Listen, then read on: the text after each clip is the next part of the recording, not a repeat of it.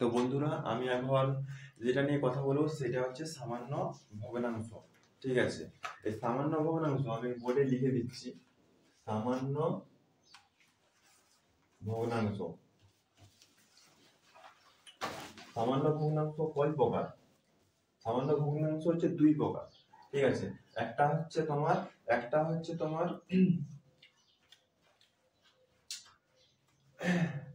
সামান্য ভগ্নাংশ ভগ্নাংশ হচ্ছে দুই প্রকার। ঠিক আছে, ভগ্নাংশ দুই প্রকার। একটা হচ্ছে সামান্য ভগ্নাংশ। ঠিক আছে, ভগ্নাংশ হচ্ছে দুই প্রকার। একটা হচ্ছে সামান্য ভগ্নাংশ এবং আরেকটা হচ্ছে তোমার দশমিক ভগ্নাংশ। দশমিক ভগ্নাংশ। ঠিক আছে, এই সামান্য ভগ্নাংশ আবার তিন প্রকার। এই সামান্য ভগ্নাংশ এটা হচ্ছে আমার তিন প্রকার। একটা হচ্ছে তোমার প্রকৃত ভগ্নাংশ এবং একটা হচ্ছে অপ্রকৃত ভগ্নাংশ। একটা হচ্ছে প্রকৃত ভগ্নাংশ, একটা হচ্ছে অপ্রকৃত ভগ্নাংশ এবং আরেকটা হচ্ছে মিশ্র ভগ্নাংশ। ঠিক আছে, এখন আমরা কথা বলবো যে প্রকৃত ভগ্নাংশ কাকে বলে। এই প্রকৃত ভগ্নাংশ কাকে বলে?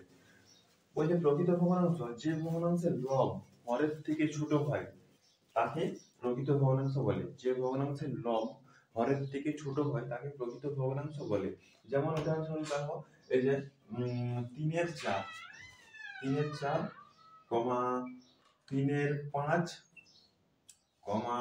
99/100। এখানে এটা প্রকৃত ভগ্নাংশ, কারণ এখানে এই ভগ্নাংশের লব হরের থেকে ছোট হয় তাকে প্রকৃত ভগ্নাংশ বলে। ছোট আছে, দেখো নিচে উপরটাকে লব বলে, নিচেরটাকে হর বলে, এটা আমরা সবাই জানি। তো লব ছোট আছে, হরের থেকে লব ছোট আছে, তাই এটা হচ্ছে আমার প্রকৃত ভগ্নাংশ। তারপরে হচ্ছে অপ্রকৃত ভগ্নাংশ। অপ্রকৃত ভগ্নাংশ কাকে বলে? অপ্রকৃত ভগ্নাংশ, যে ভগ্নাংশের লব হরের থেকে বড় হয় তাকে অপ্রকৃত ভগ্নাংশ বলে। যে ভগ্নাংশের লব হরের থেকে বড় হয় তাকে অপ্রকৃত ভগ্নাংশ বলে। যেমন হচ্ছে 5/4, ঠিক আছে, 7/5, 109/100। এখানে দেখো উপরেরটাকে লব বলে, নিচেরটাকে হর বলে। হরটা ছোট আছে, কিন্তু প্রত্যেকটা ভগ্নাংশে দেখো হরটা ছোট আছে এবং লবটা বড় আছে। তো এটা হচ্ছে আমার অপ্রকৃত ভগ্নাংশ। আমি আরেকবার বলে দিচ্ছি অপ্রকৃত ভগ্নাংশ কাকে বলে। যে ভগ্নাংশের লব হরের থেকে বড় হয় তাকে অপ্রকৃত ভগ্নাংশ বলে। যেমন 5/4, 7/5, 109/100 ইত্যাদি। তারপরে মিশ্র ভগ্নাংশ। মিশ্র ভগ্নাংশ কাদেরকে বলে? মিশ্র ভগ্নাংশ হচ্ছে যে ভগ্নাংশে একটি পূর্ণ সংখ্যা ও একটি অপ্রকৃত ভগ্নাংশ থাকে তাকে মিশ্র ভগ্নাংশ বলে। মিশ্র ভগ্নাংশ একটি হচ্ছে অপ্রকৃত ভগ্নাংশ। ঠিক আছে, বুঝলে না? আমি বুঝিয়ে দিচ্ছি। ঠিক আছে, যেমন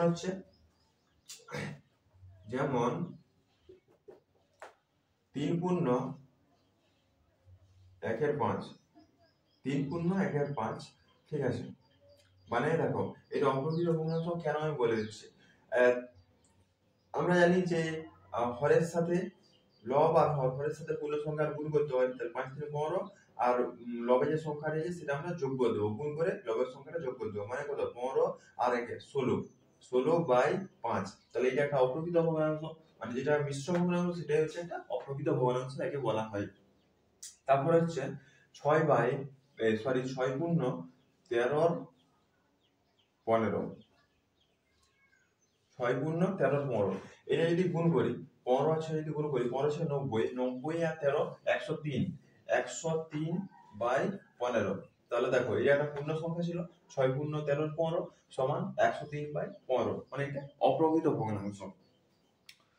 ঠিক আছে, এটা হচ্ছে তোমার মিশ্র ভগ্নাংশ। এইভাবে বলা হচ্ছে মিশ্র ভগ্নাংশ, যে ভগ্নাংশে একটি পূর্ণ সংখ্যা ও একটি প্রকৃত ভগ্নাংশ একসঙ্গে থাকে তাকে মিশ্র ভগ্নাংশ বলে। মিশ্র ভগ্নাংশ একটি অপ্রকৃত ভগ্নাংশ। মিশ্র ভগ্নাংশ কি? একটি অপ্রকৃত ভগ্নাংশ।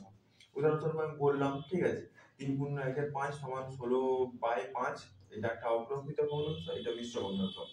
যখন একটি পূর্ণ সংখ্যা এবং একটি অপ্রকৃত ভগ্নাংশ একসঙ্গে থাকছে তখন তাকে মিশ্র ভগ্নাংশ বলে। আর মিশ্র ভগ্নাংশটাই হচ্ছে আমার অপ্রকৃত ভগ্নাংশ। উদাহরণস্বরূপ আরো দিচ্ছি, যেমন তোমার ধরো 1/99/100 সমান 100 আর 1 যদি গুণ করি 100 হবে, তার সঙ্গে 99 যদি যোগ করি কত হবে 199/100। ঠিক আছে, কমা। তারপর যদি আমি 9×2 করি তাহলে কত হবে, এইটা একটা মিশ্র ভগ্নাংশ। এই যদি 9 এর সাথে গুণ করলে কত হবে 7 9 63, 63 আর 2 যদি যোগ করি 63 64 65, 6 5 65/7, 65/7 হলো। তাহলে এটা আমার কি হলো, এটা এখানে আমার অপ্রকৃত ভগ্নাংশ, মানে এটা মিশ্র ভগ্নাংশ আর এটা হচ্ছে আমার অপ্রকৃত ভগ্নাংশ। আশা করছি এই যে তোমার ভগ্নাংশ দুই প্রকার, ঠিক আছে, মিশ্র, একটা হচ্ছে সামান্য ভগ্নাংশ এবং একটা হচ্ছে দশমিক ভগ্নাংশ। সামান্য ভগ্নাংশ 3 প্রকার, একটা হচ্ছে প্রকৃত ভগ্নাংশ, একটা অপ্রকৃত ভগ্নাংশ এবং একটা হচ্ছে মিশ্র ভগ্নাংশ।